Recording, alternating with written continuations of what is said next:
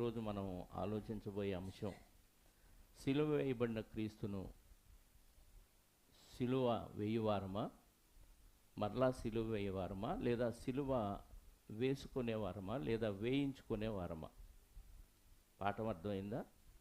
సిలువ వేయబడిన క్రీస్తును మరలా సిలువ వేయువారమా, సిలువ వేసుకునేవారమా, లేక సిలువ వేయించుకునేవారమా?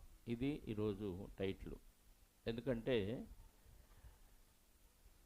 మనందరి ఆత్మల కన్న తండ్రి అయిన దేవుడు మనందరినీ రక్షించాలని పాపము నుండి సాతానుకు అబంధ హస్తాల నుంచి రక్షించి సాతానుకు వాడి దూతలకు నియమించిన నిత్య నరకానికి పోకుండా మనల్ని కాపాడటానికి దేవుడు తన కుమారుడైన యేసుక్రీస్తు వారిని యుగముల సమాప్తి యందు, అనగా ఇప్పటికీ 2000 సంవత్సరాల క్రితం ఒక్కసారే భూమి మీద ఆయన్ని బలిగా అర్పించారు.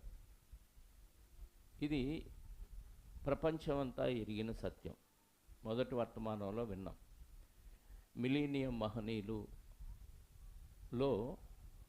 మొదటి స్థానాన్ని మరి లోకం గుర్తించి యేసుక్రీస్తు వారికి ఇచ్చింది.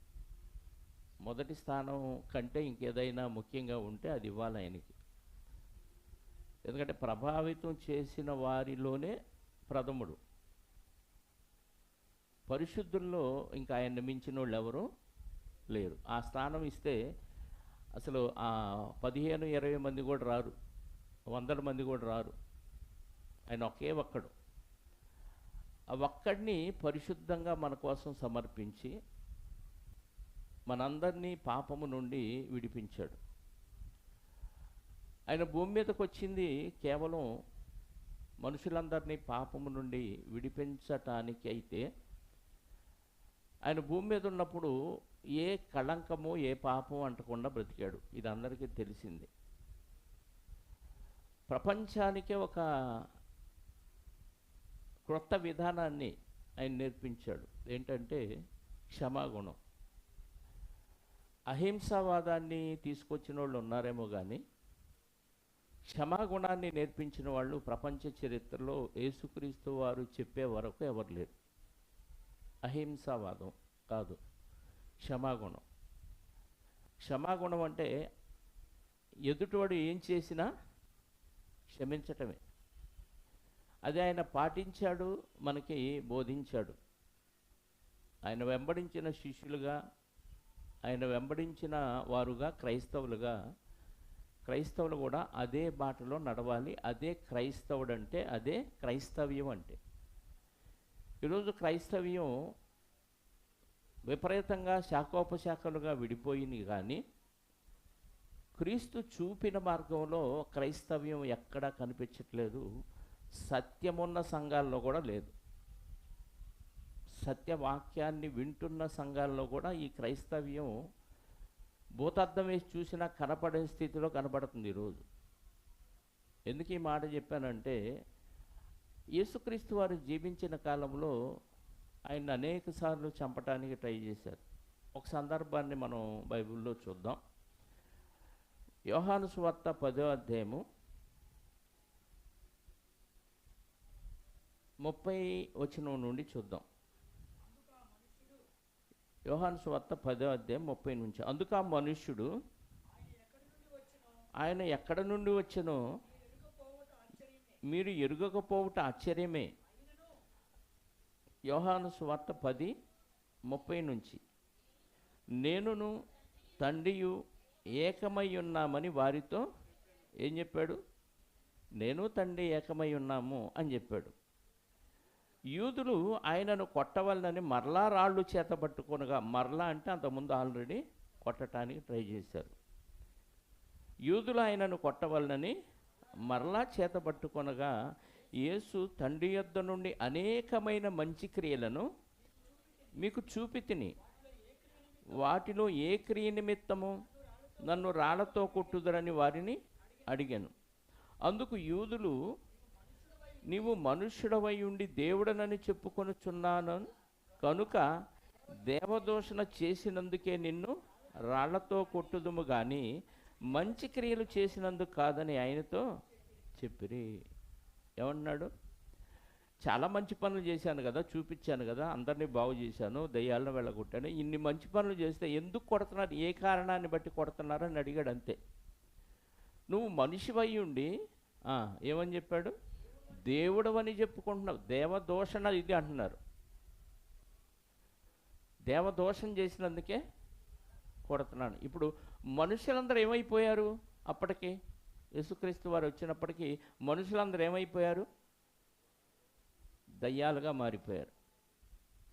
దేవుళ్ళుగా లేరు మనుషులు. ఎవ్వరూ దేవుని స్వరూపంలో, దేవుని పోలికలో ఉన్న మనుషులు కనపట్టలేదు.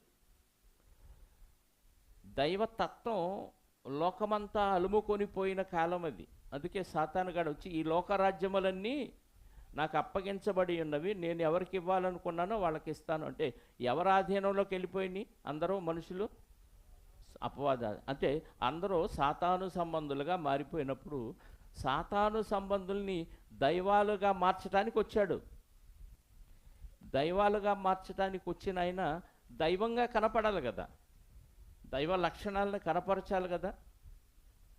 నేను తండ్రి ఏకమై ఉన్నామంటే ఆయన లక్షణాలే నాలో ఉన్నాయి, నా లక్షణాలు మీరు చూడండి అని. దేవుడు మంచే చేశాడు అందరికీ. దేవుడు అందరికీ మంచే చేశాడు. అందుకే నేను కూడా మంచి క్రియలు మీకు చూపిస్తున్నాను కదా. అనేకమైన ఏ క్రియలు అవి? మంచి క్రియలు మీకు చూపితిని కదా. దేవుడు మంచి చేశాడు, నేను మంచి క్రియలే చేశాను. ఏ నిమిత్తం నన్ను రాళ్ళతో కొడతారు? ఏ క్రియ నిమిత్తం అంటే చెడ్డ క్రియలు చేయలేదయ్యా, నువ్వు మంచి క్రియలు చేసావు. ఆ క్రియలకి దీనికి సంబంధం లేదు. కాకపోతే నువ్వేమన్నావు? మనుష్యుడు అయ్యుండి దేవుడిని అని చెప్పుకుంటున్నావు అని చెప్పాడు. దేవదోషణ అంటది. వాస్తవంగా ఈ దేవదోషణ ఆయన చేశాడా, మనం చేసామా? అందరూ మనుషులు చేశారు, మనుషులుగా మనం చేసాం. దేవదోషణ అంటే అర్థం ఏంటో తెలుసా? దేవుని లక్షణాలను పోగొట్టుకొని దయ్యపు లక్షణాల్లోకి మారిపోవటమే దేవదోషణ. దేవుడు చెప్పినట్టుగా పాటించకుండా దయ్యం చెప్పినట్టుగా వినటమే దేవదోషణ. మీకు అర్థమయ్యే భాషలో చెప్పాలంటే, తల్లిదండ్రులు చెప్పిన మాట వినకపోతే పిల్లల్ని ఏమంటారు?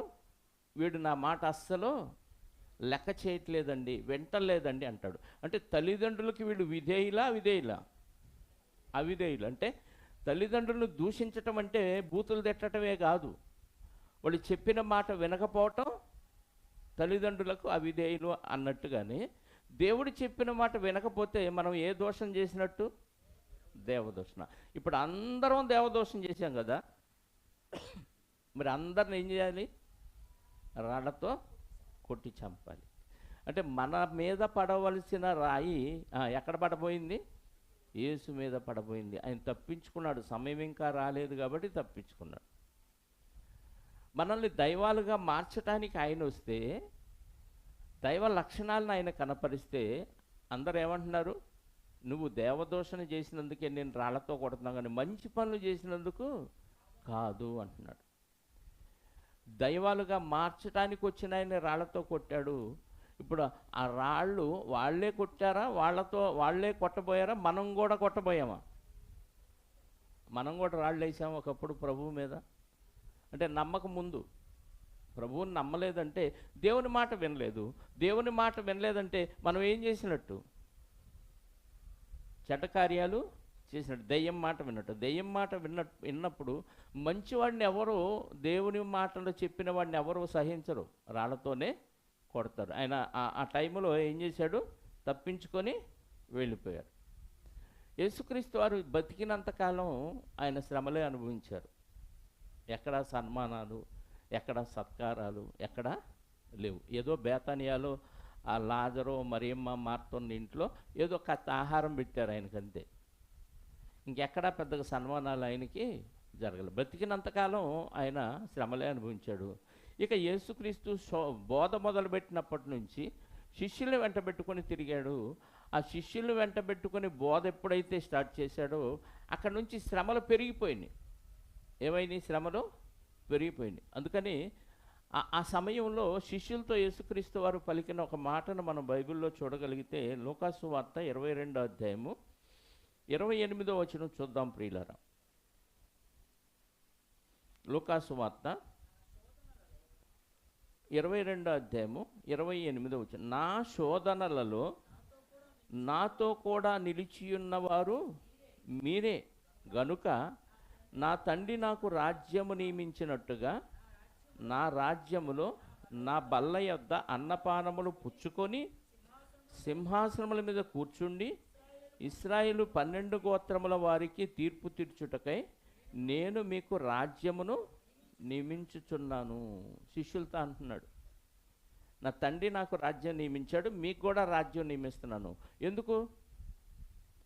ఆ రాజ్యం అంటే క్రీస్తు సువార్తను ప్రకటించాలి. ఏం చేస్తూ? బల్ల యొద్ద అన్నపానాలు పుచ్చుకొని రొట్టె రసం తీసుకుంటూ సువార్తను ప్రకటించి రాజ్య విస్తరణ చేయాలి. ఎవరికి ఇచ్చాడు ఈ అధికారం? శిష్యులకి ఇచ్చాడు. శిష్యులకి ఎందుకు ఇచ్చాడు? నాతో పాటు నా శోధనలో నాతో కూడా నిలిచి ఉన్నారు.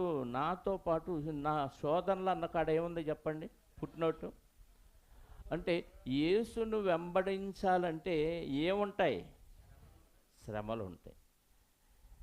మనం పని కోసం శ్రమ పడుతున్నాం, కడుపు కోసం శ్రమ పడుతున్నాం, తిండి కోసం శ్రమ పడుతున్నాం, బట్ట కోసం శ్రమ పడుతున్నాం, కుటుంబం కోసం శ్రమ పడుతున్నాం.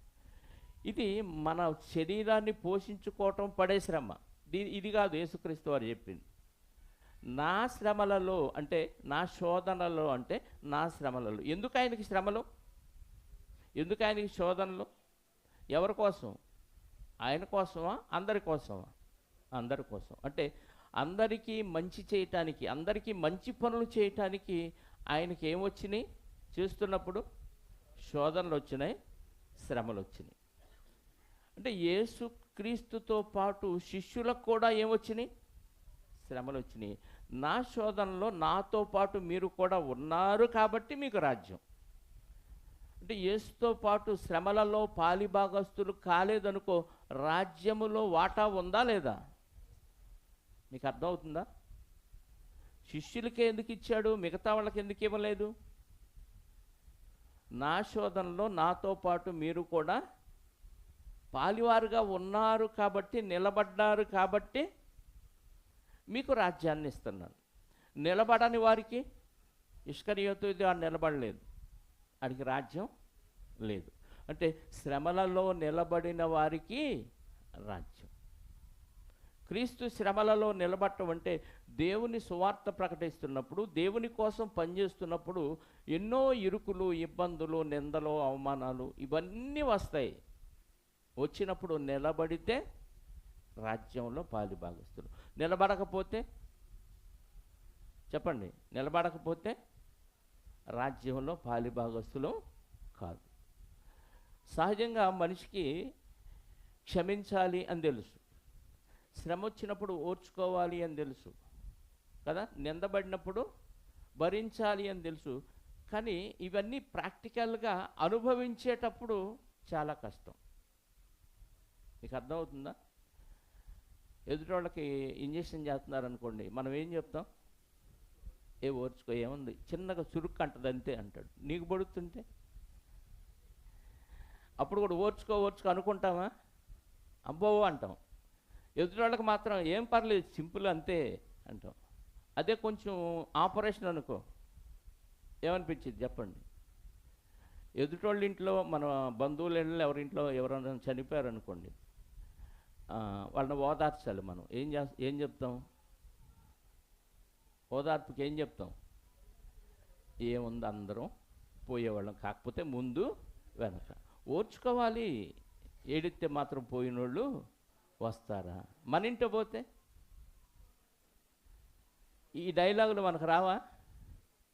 మనం కూడా ఏడుస్తాం. మనకు ఇంకోళ్ళు చెప్పాలి. ఏది? ఎవరో చనిపోయిన వాళ్ళు ఇంట్లో వాళ్ళు వచ్చి మనకు చెప్పాలి. ఎందుకు ఈ మాట చెప్తున్నా అంటే, ఇవన్నీ తెలుసు. ప్రభువుని వెంబడించటం అంటే ఎలా ఉండాలో మనకు తెలుసు.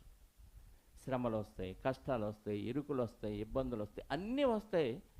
నువ్వు వాక్యానుసారంగా బతుకుతుంటే నీ మీద నిందలు వస్తాయి, అవమానాలు వస్తాయి. ఏం చేయాలి అప్పుడు? క్రీస్తుని వెంబడించిన శిష్యులు ఏం చేశారంట? నాతో పాటు మీరు కూడా నా శోధనలో నాతో కూడా ఉన్నవారు మీరే.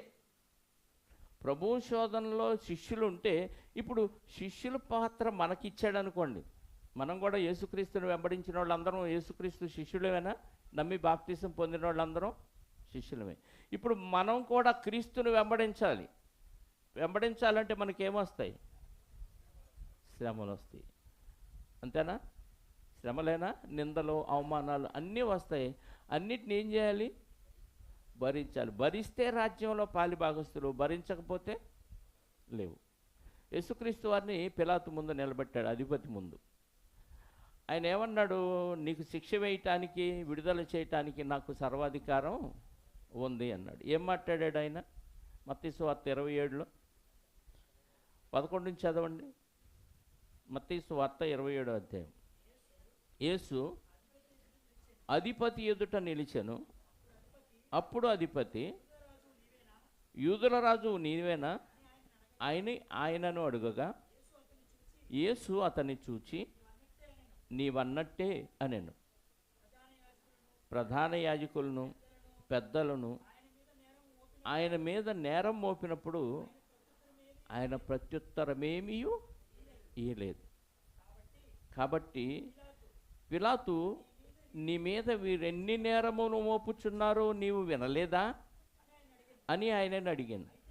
అయితే ఆయన ఒక్క మాటకైనను ఉత్తరం ఇయ్యలేదు గనుక అధిపతి మిక్కిలి ఆశ్చర్యపడెను. ఎరా మోగోడువా, నోరు లేదా, వినపడుతుందా, చెవుడోటివా అనలేదు ఆయన. అంటే ఆయన కండిషన్ ఈయనకి తెలుసు, అధిపతికి బాగున్నాడు అని. నీ మీద చాలా నేరాలు మోపుతున్నారు అంటే అధిపతికి కూడా ఏం తెలుసు అంటే ఈయన ఏ నేరం చేయలేదనే నమ్మకం ఉంది. వాళ్ళు మోపే నేరాలు అబద్ధం అన్న విషయం ఎవరికి తెలుసు? అధిపతికి కూడా తెలుసు. ఎన్ని నేరాలు మోపుతున్నారో నువ్వు తిరిగి వాదించవా? అది కాదు, తప్పు అని నువ్వు చెప్పవా? నోరు తెరవేంటి అంటే ఆయన ఒక్కదానికి కూడా సమాధానం చెప్పలేదు. ఎందుకు చెప్పాలి? ఎందుకు చెప్పలేదు? చెప్పలేక, చేత కాక. ఎందుకు చెప్పలేదు? ఆయన రుజువు చేయలేడా? వీళ్ళు మోపిన నేరాలన్నీ అబద్ధం అని రుజువు చేయలేడా? చేయగలడు కదా. మరి ఎందుకు మాట్లాడలేదు? మన మీద ఎవరైనా నేరారోపణ చేస్తూ ఉండగానే, చేయలేదు, ఇంకా పూర్తి అవ్వలేదు, వెంటనే మనం ఏమవుతాం? రియాక్ట్ అవుతాం.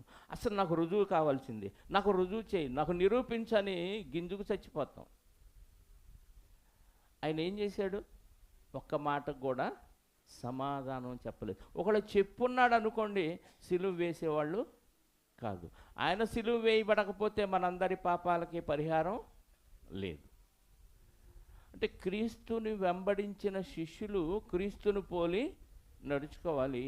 అప్పుడే ఆయన రాజ్యంలో పాలిభాగస్తులు అవుతారు. ఇప్పుడు యేసుక్రీస్తు వారు నోరు తెరవలేదు, అన్యాయంగా నేరాలు మోపారు. ఈరోజు నీకు మీద, నా మీద కూడా మనం చెయ్యని తప్పును మన మీద నేరాలు మోపారు అనుకో, మనం ఏం చేయాలి? సాక్ష్యాధారాలతో సహా రుజువుపరచాలా? మౌనంగా ఉండాలా? చెప్పాలి. ఏం మాట్లాడరే? మౌనంగా ఉండమన్నారు కదా. మౌనంగా ఉండాలా? రుజువు చేసుకోవాలా? ఎక్కడ లేని బీపీ వచ్చింది కదా మనకి. ఎక్కడ లేని బీపీ, ఓర్చుకుంటే బీపీ పెరిగిద్ది ఇంకా కదా. వెంటనే వాళ్ళని కడిగేసేదాకా మనకు నిద్ర పట్టదు. క్రైస్తవ్యం అంటే ఆషామాషి కాదు. ఓ దెబ్బ కొట్టినోడిని 4 దెబ్బలు కొట్టడం చాలా ఈజీ, నీకు బలం ఉన్నా లేకపోయినా. చిన్నపిల్లలు చూడండి, మనల్ని కోపం వచ్చినప్పుడు గుద్దుతానే ఉంటారు, మనకేమనిపించదు. కానీ వాడు కోపం తీరిద్ది కొడితే. కానీ కొట్టకుండా ఓర్చుకోవటం ఉందో చూసారా? అది దమ్మంటే, అది ప్రభు అంటే, అది క్రైస్తవ్యం అంటే.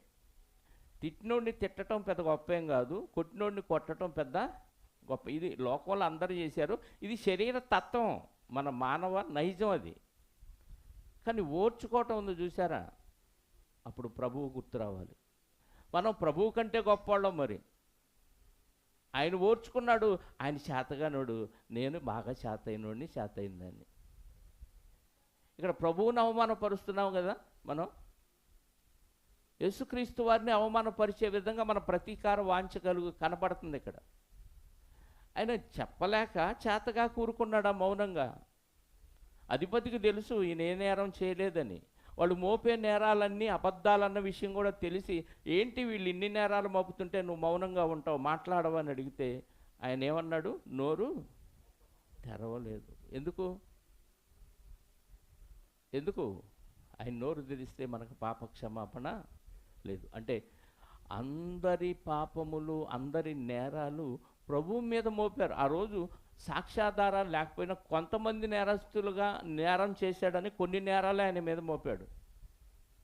కానీ ప్రపంచంలో ఉన్న అందరి నేరాలు, అందరి పాపాలు ఆయన మీద మోపబడ్డాయి ఆ సందర్భంలో.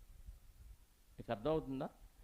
ఆయన ఆ సమయంలో మౌనంగా ఉండటాన్ని బట్టి సిలువలో చనిపోవాలి కాబట్టి అందరి పాపములు, నేరాలు, ఘోరాలన్నీ అందులో ఇమిడి ఉన్నాయి. అందుకే ఓర్చుకున్నాడు. అక్కడ దాకా వెళ్ళడు, సిలువ దాకా వెళ్ళడు. ఇక్కడ నోరు తెరిస్తే సిలువ దాకా వెళ్ళకపోతే మనందరి నేరాలన్నీ అలాగే నిలిచిపోతాయి. అందరి నేరాల వలన మన అందరూ నరకానికి వెళ్ళిపోతాం. అందుకే కొరింథీ 2వ పత్రిక 5వ అధ్యాయము 21వ వచనంలో దేవుడు రాయించిన మాట చూడండి. కొరింథీలకు రాసిన 2వ పత్రిక 5వ అధ్యాయము 21వ వచనం. ఎందుకనగా మనం ఆయన యందు దేవుని నీతి అగునట్లు పాపమెరుగని ఆయనను మన కోసము పాపముగా చేశాను. మనమందరం దేవుని నీతి అవటానికి పాపం చేయలేదు ఆయన, కానీ దేవుడు ఆయన్ని ఏం చేశాడంట? పాపముగా చేశాను.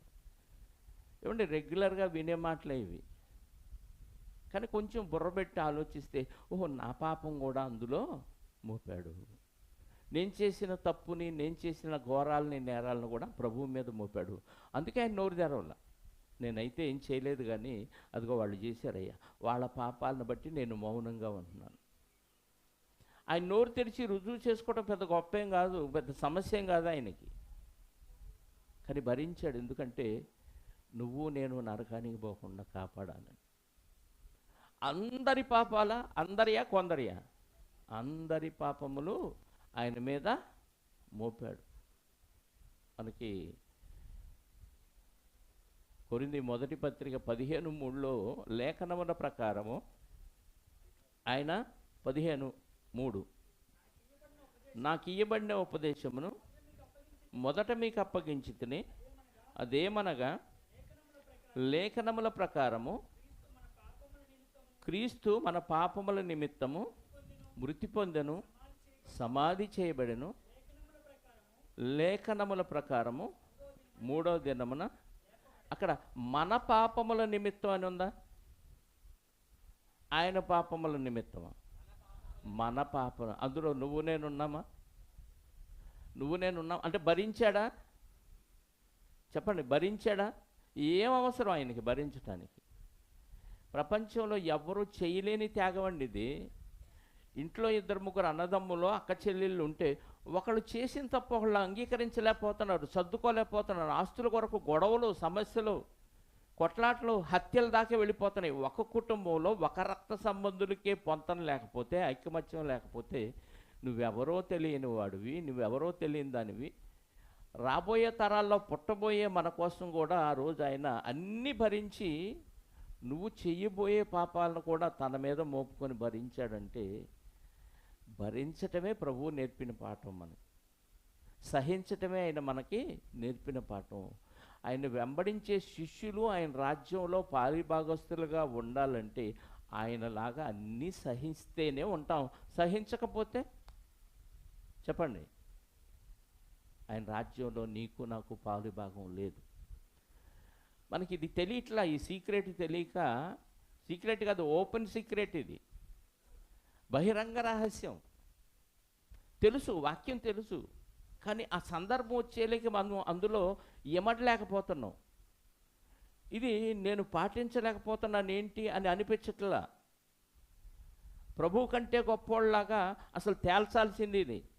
ఎంత దూరమైనా సరే తేల్చుకోవాల్సిందే అనే ఆలోచనలోకి వెళ్ళిపోతున్నాం. మనశ్శాంతి లేకుండా బాధపడిపోతున్నాం అండి. ఆయన తేల్చలేడా? అందుకే మన అందరి పాపములు ఆయన మీద మోపాడు తండ్రి. ఆయన మోపకపోతే, ఈయన భరించకపోతే నీకు నాకు పాపక్షమాపణ లేదు. ఎందుకంటే అందరూ పాపము చేసి దేవుడు అనుగ్రహించే మహిమను పొందడం, ఏ భేదము లేదు. అందులో నువ్వు నేను అందరం ఉన్నాం. ఆ రోజు యేసుక్రీస్తు వారిని సిలువ వేసిన వారు మాత్రమే దుర్మార్గులు, దోషులు, ముష్కరులు అనుకుంటున్నాం మనం. కాదు, ఆయన సిలువ వేయబడటానికి నువ్వు నేను కూడా కారణం. మనం తప్పు చేయకపోతే ఆయన సిలువకు వెళ్ళాల్సిన అవసరం లేదు. మనం పాపం చేయకపోతే మనం ఆయన సిలువలో బలి అవ్వాల్సిన అవసరం లేదు. మనం ఘోరమైన నేరాలు ఎన్నో చేశాం. వాటి నిమిత్తం ఆయన అవమానాలు, నిందలు పడాల్సిన అవసరం లేదు. ఇవన్నీ చేశాము కాబట్టి మన కోసం ఆయన సిలువలో బలయ్యాడు. అన్యాయాలు, నిందలు, అవమానాలు ఇవన్నీ భరించడం వెనుక కారణం ప్రపంచంలో ఉన్న వాళ్ళందరూ చేసిన అపరాధములు, పాపం. ఆ రోజు యేసుక్రీస్తు వారిని సిలువ వేశారు, అయిపోయింది. పెంతెకోస్తు పండుగ దినాన పరిశుద్ధాత్మ వచ్చాడు. పేతురు గారు సువార్త ప్రకటిస్తూ ఆ తరములో యేసుక్రీస్తు వారిని ఎవరైతే సిలువ వేశారో, వేయించిన వారు కూడా వేసినట్టే. శాస్త్రులు, పరిసయ్యులు, ప్రధాన యాజకులు, సద్దూకయ్యులు ఇలాంటి వారందరూ సిలువ వేయమి, మాకు బరబ్బాను విడిచిపెట్టు, ఆ ప్రభువుని సిలువ వేయమని కేకలు వేశారు. సిలువ వేసిన భటులు కొద్దిమందే కానీ వేయించటానికి కారకులు ఆ రోజుల్లో ఉన్న అనేక మంది. ఆ రోజుల్లో ఉన్నవారేనా ఈ రోజుల్లో ఉన్న మనం కూడా పాలి భాగస్తులమా? చెప్పాలి. అపోస్తల కార్యం 3వ అధ్యాయము 13, 14, 15 వచనాలు చూడండి. అపోస్తల కార్యాలు 3వ అధ్యాయము. అబ్రహాము, ఇస్సాకు, యాకోబు అనువారి దేవుడు అనగా మన పితరుల దేవుడు తన సేవకుడైన యేసును మహిమపరచి ఉన్నాడు. మీరు అంటే ఆ రోజుల్లో ఉన్న యూదులు యేసుక్రీస్తు వారిని అప్పగించారు. పిలాతు ఆయనను విడుదల చేయుటకు నిశ్చయించినప్పుడు మీరు అతని ఎదుట ఆయనను నిరాకరించితిరి. మీరు పరిశుద్ధుడును నీతిమంతుడైన వానిని నిరాకరించి నరహంతకుడైన మనుషుని మీరు అనుగ్రహింపమని అడిగితిరి. మీరు జీవాధిపతిని చంపితిరి కానీ దేవుడు ఆయన్ను మృతుల్లో నుండి ఎవరంట? జీవాధిపతిని మీరు చంపారు అంటున్నాడు. అక్కడ ఉన్న ఇశ్రాయేలీలందరినీ ఉద్దేశించి మాట్లాడుతున్నమాట పేతురు గారు. వాళ్ళే చంపారా? మనం కూడా ఉన్నామా? చెప్పండి. యేసు చనిపోవటం వెనక కారకులు ఎవరు? చెప్పాలి. నీకు నాకు భాగం లేదా? ఉందా లేదా? మన పాత్ర కూడా ఉంది అందులో. మీరు జీవాధిపతిని చంపితిరి కానీ అన్నాడు పేతురు గారు. కానీ దేవుడు ఆయన్ని మృతుల్లో నుంచి లేపాడు. అదే అపోస్తల కార్యం 4వ అధ్యాయము 10వ వచనం. 4:10 మీరందరూ ఇశ్రాయేలు ప్రజలందరూ తెలుసుకొనవలసినదేమనగా మీరు సిలువ వేసినట్టు మృతులలో నుండి దేవుడు లేపినట్టు నజరేయుడైన యేసుక్రీస్తు నామమునే వీడు స్వస్థత పొంది మీ ఎదుట నిలుచుచున్నాడు. మీరు సిలువ వేసినట్టు మృతుల్లో నుండి దేవుడు లేపినట్టు మీరు సిలువ వేశారంటున్నాడు. యేసుక్రీస్తు వారిని ఆ రోజుల్లో ఉన్నవారైనా మనం కూడా వేశామా? మనం కూడా వేశాం. మేము అప్పుడు లేం కదండి అంటే, లేకపోతే నీ పాపం అలాగే నిలిచిపోద్ది. అప్పుడు లేకపోయినా నీ పాపాల కోసం, నా పాపాల కోసం కూడా ఆ రోజు ఆయన సిలువలో మరణించాడు. వాళ్ళు మన తరపున ఆయన సిలువ వేశారు. ప్రపంచంలో ఉన్న మానవులందరి తరపున వాళ్ళు అక్కడ కర్తలుగా ఉన్నారు, కానీ వారి వెనక కారకులు మనందరం. ఒక మర్డర్ ప్లాన్ చేశాడు అనుకోండి, కత్తితో పొడిచేవాడు ఒకడు, కత్తి ఇచ్చేవాడు ఒకడు, కత్తి ఇవ్వటం వెనుక ప్లాన్ చేసినోడు మరొకడు. ఇలా ఇంతమంది ఉంటారు. వీళ్ళందరూ నేరస్తులేనా?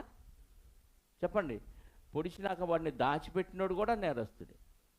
వీళ్ళందరూ ఆ హత్యలో కారకులు.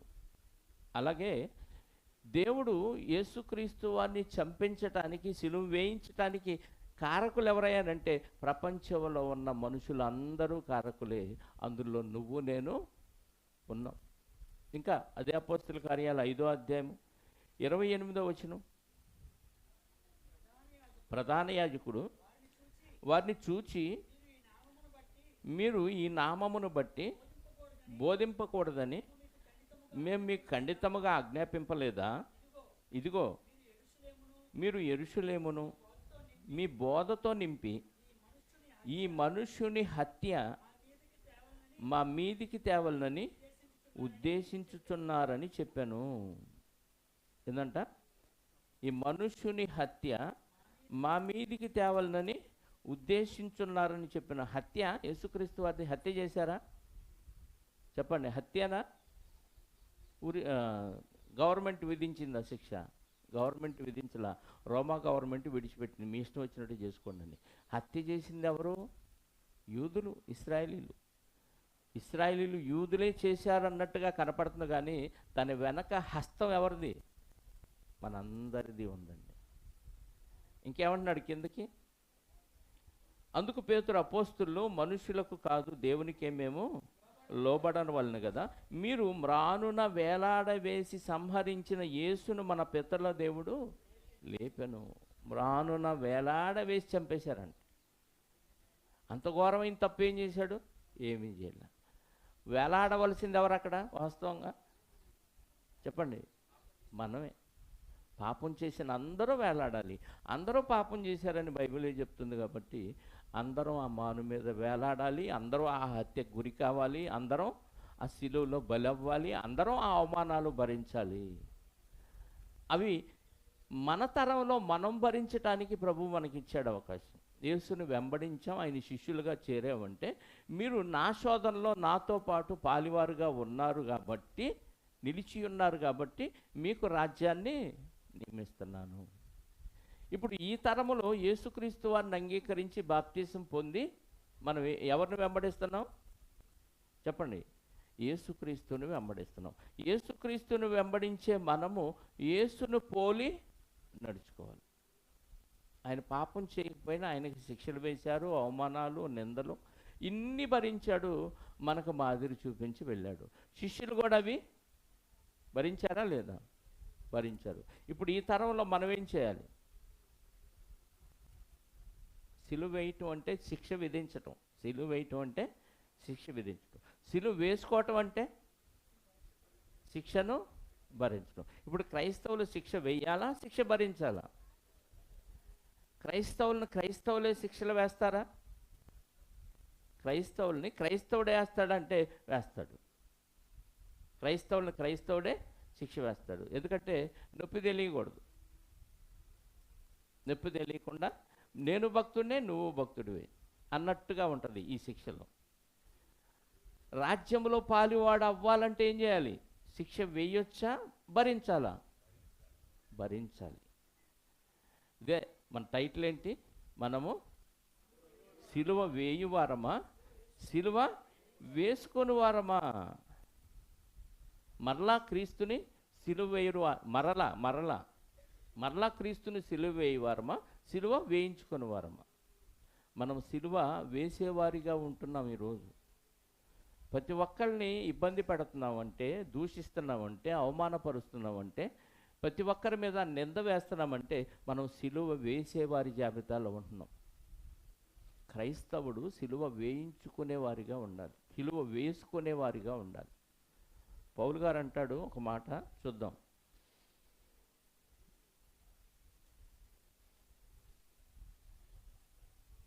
గలతీ పత్రిక 2వ అధ్యాయము 20వ వచనం. నేను క్రీస్తుతో కూడా సిలువ వేయబడి ఉన్నాను, ఇక జీవించువాడను నేను కాను, క్రీస్తే నాయందు. అంటే క్రీస్తులోనికి బాప్తిసం పొందిన వారందరూ ఏమై ఉన్నారంట? చెప్పాలి. యేసుక్రీస్తు వారు అప్పటికి సిలువ వేయబడి తిరిగి లేచి 40 దినాలు కనపడి వెళ్ళిపోయిన కొన్ని సంవత్సరాలకి పౌలు గారు వచ్చాడు క్రైస్తవ్యంలోనికి. ఇప్పుడు ఈ ఈ ఎవరితో పోల్చుకుంటున్నాడు? నేను క్రీస్తుతో కూడా సిలువ వేయబడి ఉన్నానంటే, ఈయన బాప్తీసం తీసుకున్న రోజు, ఆ రోజు యేసుక్రీస్తు వారిని కలువరి గిరి మీద సిలువ వేసిన ఆ సందర్భంలోనికి నేను వెళ్ళిపోయాను అంటున్నాడు. ఈరోజు మనం కూడా బాప్తీసం ఏ రోజైతే తీసుకున్నామో, ఈ తీసుకున్న రోజుని దేవుడు ఎందులో కలిపాడో తెలుసా? 2000 సంవత్సరాల క్రితం యేసుక్రీస్తు వారిని సిలువ వేసిన సందర్భంలోనికి ఇన్సర్ట్ చేశాడు. క్రీస్తుతో కూడా ఈరోజు నువ్వు బాప్తీసం తీసుకున్నా, నువ్వు ఆ రోజు క్రీస్తుతో కూడా సిలువ వేయబడి మరణించిన సందర్భాన్ని చెప్తున్నాడు పౌలు గారు ఇక్కడ. ఇది మనం కూడా అన్వయించుకుంటే, నువ్వు ఎప్పుడైతే బాప్తీసం తీసుకున్నావో నువ్వు వెంటనే క్రీస్తుతో కూడా ఏమైనట్టు? క్రీస్తు ఈరోజు సిలువ వేయబడలా, క్రీస్తు ఆ రోజే సిలువ వేయబడ్డాడు. నువ్వు ఎప్పుడైతే విశ్వసించి బాప్తీసం తీసుకున్నావో ఈ మరణం, ఈ సిలువ మరణం ఆ రోజులో కలిపేశాడు. ఇక నుంచి నువ్వు బతికి లేవు, చచ్చిపోయావు. క్రీస్తు చనిపోయాడు. ఇప్పుడు లేచింది 3వ రోజు యేసుక్రీస్తు వారు తండ్రి అయిన దేవుడు లేపాడు. ఇప్పుడు మనల్ని కూడా దేవుడు బాప్తీసం ద్వారా తిరిగి నీళ్లలో నుంచి లేపాడు. ఇప్పుడు జీవించేవాడని ఇక నేను కాను. మరి నాలో ఎవరు జీవిస్తున్నారు? క్రీస్తు నా యందు. మరి క్రీస్తే మన యందు జీవిస్తే మళ్ళీ పాతవాడు వస్తున్నాడు, ఏంది అపరిచితుడు బయటికి రావచ్చా? అంటే చావలేదు, సరిగా సగం చచ్చారా? ఆ రోజు 2000 సంవత్సరాల క్రితం క్రీస్తుని సిలువ వేసినప్పుడు ప్రపంచంలో ఉన్న వారందరి పాపాలకే ఆయన సిలువ వేయబడ్డాడు. అంగీకరించిన రోజు అది అప్లై అవుతుంది. ఇంకా అంగీకరించకుండా ఉన్నవారు వాళ్ళ కొరకు కూడా ఆ రోజు ప్రభు సిలువ వేయబడ్డాడు. వాళ్ళు ఎప్పుడైతే మారు మనసు పొందుతారో ఆ రోజు ఆ సిలువ మరణం వీళ్ళకి అప్లై అవుతుంది. అప్పటిదాకా అది సప్లై అవుతూనే ఉంది, వాళ్ళ దాకా వస్తుంది, వాక్యం వినపడుతుంది, వాళ్ళు మారు మనసు పొందలా, అంటే సిలువ వేయబడలేదు. అన్యులు అంటే ప్రభువుని అంగీకరించడం. అన్యులు అనగానే ఈ పలాని క్యాస్ట్లో ఉన్నవాళ్ళు, నమ్మని వాళ్ళు అని కాదు. యేసుక్రీస్తుని అంగీకరించిన వారందరూ అన్యులే. వాళ్ళకు కూడా ఈ రక్తం, ఈ శిలువ మరణం అప్లై అవుతుంది, కానీ వాళ్ళు ఇంకా దాన్ని అంగీకరించలేదు కాబట్టి వాళ్ళకు వర్తించదు. ఎప్పుడైతే అంగీకరించామో ఆ రోజు దేవుడు ఆ శిలువ మరణంతో మనల్ని యాడ్ చేశాడు, జత చేశాడు. ఇక బతికింది నేను కాదు, క్రీస్తే నా యందు జీవిస్తున్నాడు అంటున్నాడు. అంటే క్రీస్తులోనికి బాప్తీసం పొందిన మనమందరం ఏమై ఉన్నామంటే, అదే గలతీ పత్రికలో చెప్తున్నాడు, 5వ అధ్యాయం 24. త్వరగా దేయండి. గలతీ పత్రిక 5వ అధ్యాయం 24 వచనం. క్రీస్తు యేసు సంబంధులు శరీరమును దాని ఇష్టాలతోనూ దురాశలతోనూ సిలువ వేసి ఉన్నారు.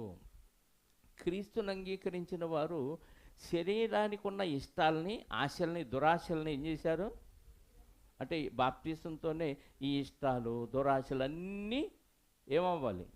సిలువ వేయబడాలి. ఇంకా ఉన్నాయి నాకు ఆశలంటే, నా ఆశ తీరట్లేదు, నా దురాశ నెరవేరట్లేదు అంటే నువ్వు చావలా, క్రీస్తుతో పాటు సిలువలో మరణించలా. అందుకే ఇంకా కోపము, పగ, ప్రతీకారము, దురాశలు, వాంఛలు, రకరకాల విపరీతమైన లోకంలో ఉన్నవారికి ఏ కోరికలు, ఇష్టాలైతే ఉన్నాయో క్రైస్తవుల్లో కూడా అదే కనపడుతుంది. క్రైస్తవులు అవి కనపడకూడదు. నిజమైన వాక్యానుసారమైన బాప్తీసం తీసుకోకపోతే, అలాంటి బాప్తీసం తీసుకోకపోతే నువ్వు దేవుని రాజ్యంలో పాలిభాగస్తుడు కావు. ఒకవేళ మనం అనుకుంటున్నామేమో, నేను నా రాజ్యంలో ఉన్నాను, బాగున్నాను కదని. ఇష్టాలని దాన్ని తీర్చలేదు, సిలువ వేయలేదు కదా. శరీరేచ్ఛలను సిలువ వేయల, శరీరంలో ఉన్న భోగేచ్ఛలను సిలువ వేయల. కానీ వాస్తవంగా క్రీస్తు యేసు సంబంధులు ఏం చేయాలంట? శరీరమునకు దాని ఇచ్ఛలతో దురాశలతోనూ సిలువ వేసి ఉన్నాను అంటున్నాడు. అదే గలతీ పత్రిక 6వ అధ్యాయం 14 వచనం. 6:14. అయితే మన ప్రభు అయిన యేసుక్రీస్తు సిలువ యందు తప్ప మరి దేని యందును అతిశయించుట నాకు దూరమగునుగాక, దాని వలన నాకు లోకమును, లోకమునకు నేనును సిలువ వేయబడి, నేను లోకానికి సిలువ వేయబడ్డాను, లోకానికి నేను సిలువ వేయబడి ఉన్నాను. అంటే లోకంతో నాకు సంబంధాలు లేవు. సంబంధాలు లేవంటే లోకంలోనే ఉన్నావు. సంబంధాలు లేకుండా ఎలా ఉంటాయి? కాకపోతే లోక సంబంధమైన సంబంధాలు లేవు. కానీ ఎన్ని ఆచారాలండి క్రైస్తవ్యంలో ఈరోజు, ఎన్ని పద్ధతులండి. అన్ని పద్ధతులు కలుపుకుంటున్నాం ఈరోజు క్రైస్తవ్యంలో. శరీరము కోరే ఏ భోగేచ్ఛను క్రైస్తవుడు నెరవేర్చకూడదు. దురాశ దుఃఖమునకు చేటు అన్నాం, కానీ దురాశల్లో కొట్టి మిట్టాడుతుంది ఈరోజు క్రైస్తవ్యం. వాళ్ళకు దేవుని రాజ్యంలో పాలిభాగస్తులు కారు. క్రీస్తును పోలి నడుచుకోవాలంటే ఆయనకి ఏ దురాశ లేదు, ఏ స్వార్థం లేదు, ఏ ఇష్టం లేదు. నా ఇష్టాన్ని నెరవేర్చుకొనుటకు నేను రాలేదు, తండ్రి ఇష్టాన్ని నెరవేర్చుకొనుటకు నేను వచ్చానన్నాడు ప్రభువారు. మరి మన ఇష్టాన్ని మనం నెరవేర్చుకుంటే నువ్వు క్రైస్తవుడు వెళ్ళవుతావు? ఏమన్నాడు పౌలు గారు? శరీరానికి, లోకానికి నేను, లోకము నాకు సిలువ వేయబడి ఉంది అంటున్నాడు. అంటే లోకానికి నేను సిలువ వేయబడి ఉన్నాను, నేను చచ్చిపోయాను. అలాగే లోకాన్ని కూడా నేను సిలువేసేసాను. అంటే లోకములో ఉన్న భోగేచ్ఛలు, దురాశలు, లగ్జరీస్ ఇవన్నీ నా కంటికి కనపడవు. సిలువ వేయబడింది. లోకం నా దృష్టిలో చచ్చిపోయింది. లోకం చచ్చిపోయింది, లోకానికి నేను చచ్చిపోయాను. ఈ క్లారిటీ వస్తే ఇంకా లోకములో ఉన్న అందరూ అనుభవించే ఈ సర్వసుఖాలు, స్వర్గసుఖాలు ఏవైతే ఉన్నాయో అది క్రైస్తవ్యానికి వర్తించు, క్రైస్తవుడికి వర్తించు. అలా ఉంటేనే క్రీస్తుని వెంబడించిన వారు, క్రీస్తుని అలా ఉండి వెంబడిస్తేనే నీకు పరలోక రాజ్యంలో స్థానం ఉంది, ఆయన రాజ్యంలో పాలిభాగస్తులు అవుతాం. ఇంకా చూద్దాం. రోమపత్రిక 6వ అధ్యాయం 6వ వచనం. రోమపత్రిక 6:6. ఏమనగా మనమిక, అంటే క్రీస్తులోనికి వచ్చిన వారి గురించి మాట్లాడుతున్నాడు. మనమిక పాపమునకు దాసులము కాకుండుటకు పాప శరీరము నిరర్ధకమగునట్లు మన ప్రాచీన స్వభావమును ఆయనతో కూడా సిలువ వేయబడినదై ఎరుగుదము. ప్రాచీన స్వభావం అంటే మారక ముందున్న లక్షణం, స్వభావం, మైండ్ సెట్ ఏదైతే ఉందో దాన్ని ఏం చేసాం?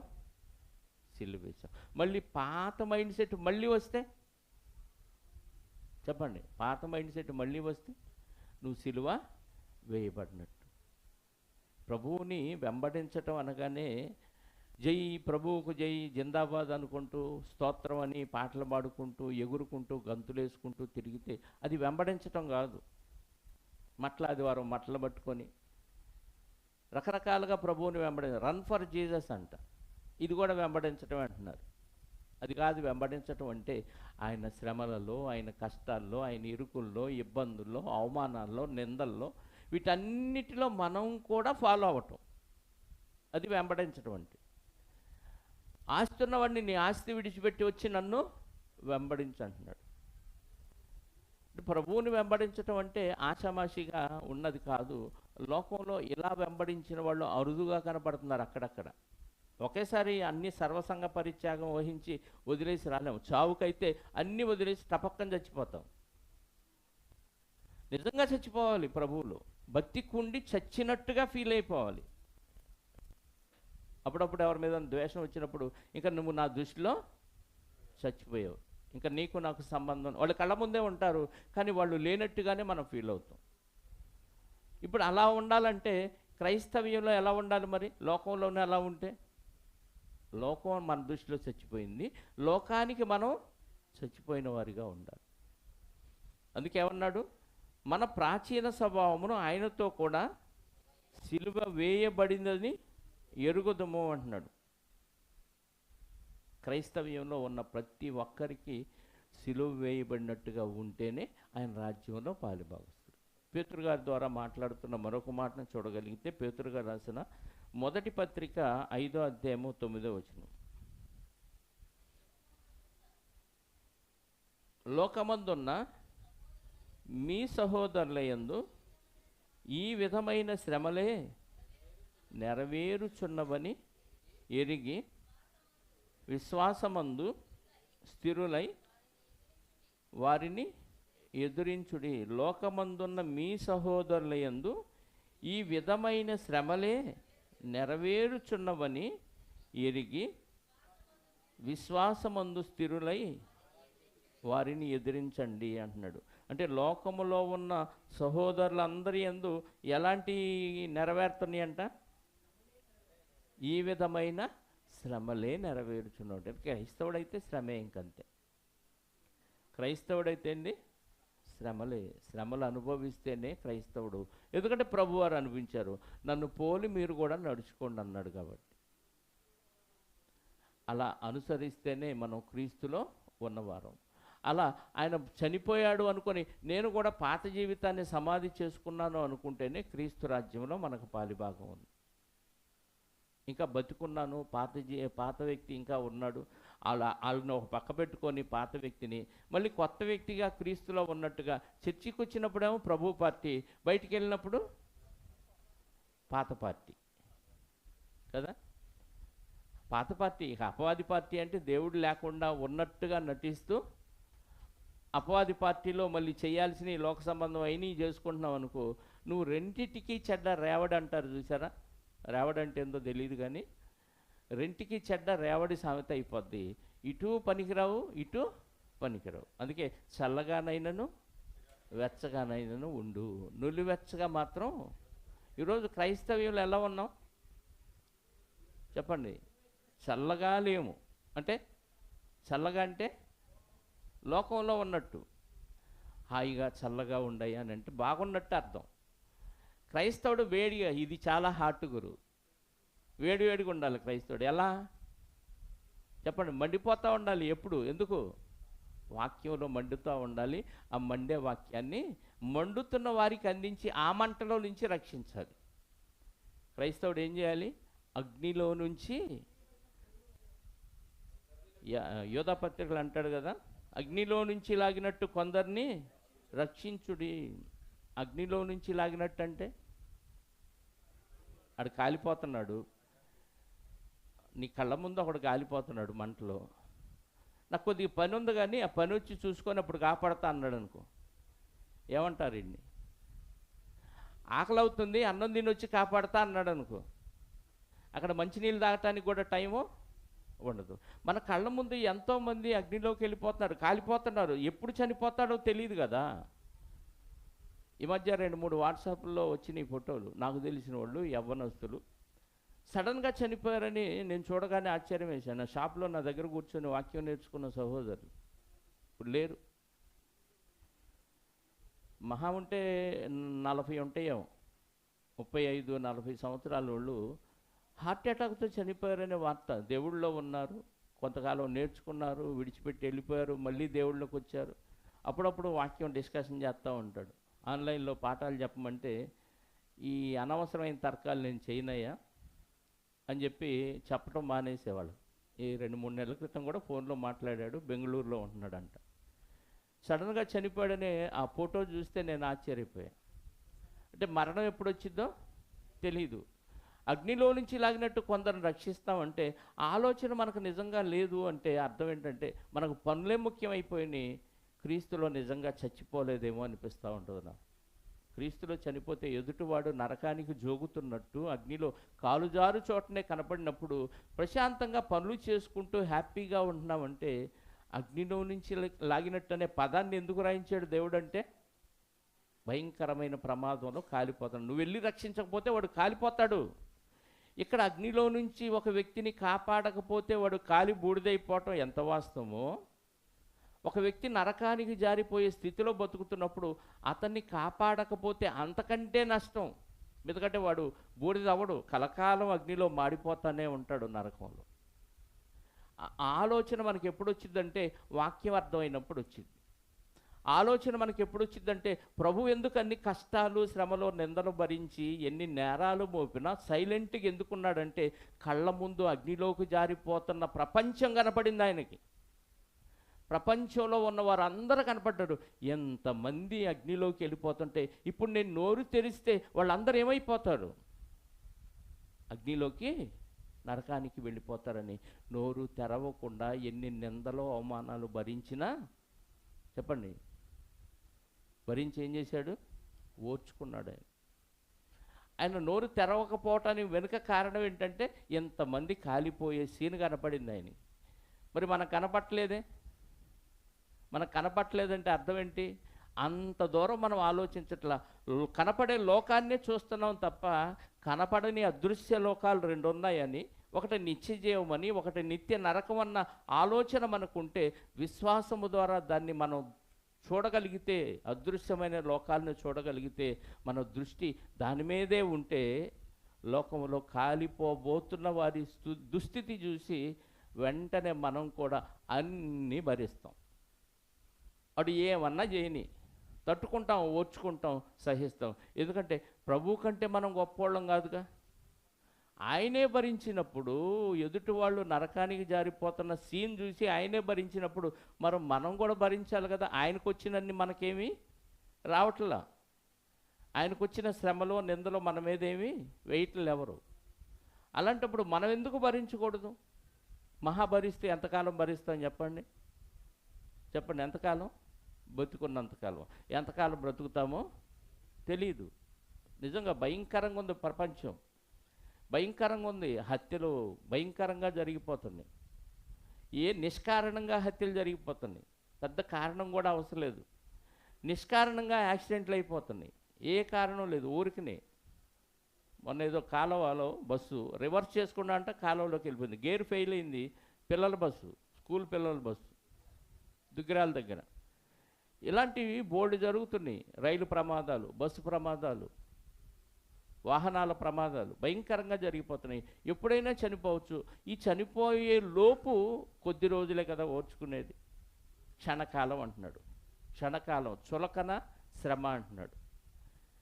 ఇది ఓర్చుకోవటానికే, ఇది భరించటానికే మనల్ని దేవుడు పిలిచాడంట. క్రైస్తవ్యం అంటే అన్నీ భరించటానికే మనం ఉన్నాం. ఎందుకంటే మనకంటే ముందు మన ప్రభు అన్నీ భరించాడు కాబట్టి ఓర్చుకున్నవాడు ధన్యుడు. కానీ ఈరోజు సిలువ వేయించుకునే వారి జాబితా తగ్గిపోయింది, సిలువ వేసేవారి జాబితా పెరిగిపోయింది. ప్రభువును మరలా సిలువ వేయొచ్చా? అప్పుడే వేసేసామా? 2000 సంవత్సరాల క్రితం వేసేసాం. అందరి పాపాల కోసం ఆయన ఒక్కసారే అర్పించబడ్డాడు కదా. హెబ్రీ పత్రిక 9వ అధ్యాయంలో 28వ వచనం చూడండి ఒకసారి, ముగిస్తాను. హెబ్రీ పత్రిక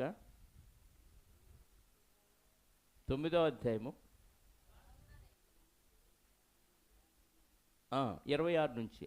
అట్లయిన ఎడల జగత్తు పునాది వేయబడినది మొదలుకొని ఆయన అనేక పర్యాయములు శ్రమ పడవలసి వచ్చును. అయితే ఆయన యుగముల సమాప్తి యందు తన్ను తానే బలిగా అర్పించుకొనుట వలన పాప నివారణ. యుగముల సమాప్తి ఏందంటే యేసుక్రీస్తు వారు భూమి మీద జన్మించిన కాలమే యుగముల సమాప్తి. ఆయన యుగముల సమాప్తి యందు తన్ను తానే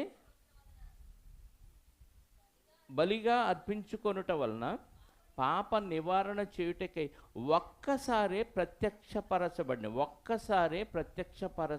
ఒక్కసారే అందరి కోసం యుగముల సమాప్తి యందు ఆయన ప్రత్యక్షపరచబడ్డాడు, బలిగా అర్పించబడ్డాడు. 28లో అలాగుననే క్రీస్తు కూడా అనేకుల పాపములు భరించుటకు ఒక్కసారే అర్పింపబడి రెండవసారి వస్తాడు తన కొరకు కనిపెట్టుకుని వారు నిమిత్తము. రెండవసారి ఆయన పాపము లేకుండా ప్రత్యక్షం అవుతాడు. మొదటిసారి పాపాలు భరించడానికి వచ్చాడు, రెండవసారి పాపం లేకుండా అందరినీ తీసుకెళ్ళిపోవటానికి వస్తాడు. ఒక్కసారి అర్పించబడ్డాడు. ఆ ఒక్కసారి అర్పించబడిన ఆయన్ని అప్పుడే తూట్లు పొడిచారు, అప్పుడే నిందలు వేశారు, అప్పుడే అవమానాలు చేశారు. అన్నీ ఆయనకు సుఖం అన్నది లేక ఆయన పుట్టిన దగ్గర నుంచి చనిపోయే వరకు ఎక్కడా సుఖం లేకుండా ఆయన చిత్రహింసలకు గురి చేసింది ఈ లోకం. అందులో నువ్వు నేను ఉన్నాం, మనం కూడా చేసాం. ఎలాగో దేవుడి దయ వలన వాక్యం విన్నాం, నమ్మాం, బాప్తిసం పొందాం, క్రీస్తులోనికి వచ్చాం. ఆయన రాజ్యంలో పాలి భాగస్తులుగా ఉండాలంటే ఇదిగో ఆయన పడిన శ్రమలన్నీ మనం కూడా పడాలి. అయితే ఇవి పడకుండా ఉంటే మనం మరలా సిలువ వేసిన వారమే అవుతాం. వచ్చేవారం మాట్లాడుకుందాం.